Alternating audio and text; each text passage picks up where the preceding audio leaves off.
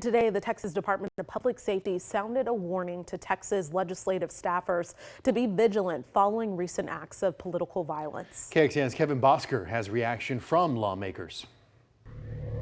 Limit social media exposure, evaluate public events, and report suspicious activity. These were 3 actions recommended by the Department of Public Safety to Texas legislative staff members on Friday. Texas Representative Donna Howard, who represents parts of Travis County, sent KXAN a statement in response to these safety concerns. As a result, we have all had to operate with a heightened sense of security and vigilance, adding, quote, "These threats of harm extend beyond lawmakers. Community members who are advocates for their cause also face increased threats for their safety." Ari Perliger is a professor in security studies at the University of Massachusetts Law. Both sides see almost every policy promoted by the other side as some kind of an existential threat that means the end of the country. And I think that leads, of course, extremists to become more and more emboldened and feel that they must do something. On Friday, Texas Speaker of the House Dustin Burrows and Lieutenant Governor Dan Patrick announced the creation of civil discourse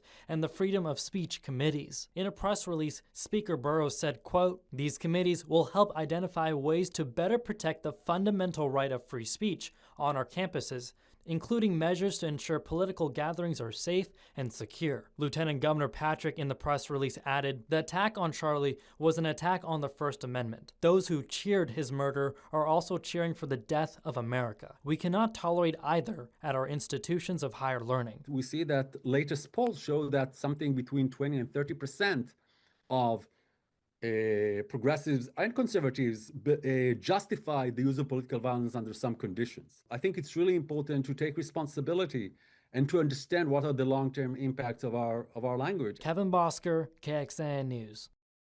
And this is not the first time DPS has warned Texas lawmakers over safety concerns. Back in June, DPS evacuated the Capitol following a credible threat to lawmakers who planned to speak at a protest later in the day. This was also around the same time former Minnesota House Speaker and State Rep Democrat Melissa Hortman and her husband were shot and killed by a man authorities say was targeting several lawmakers there.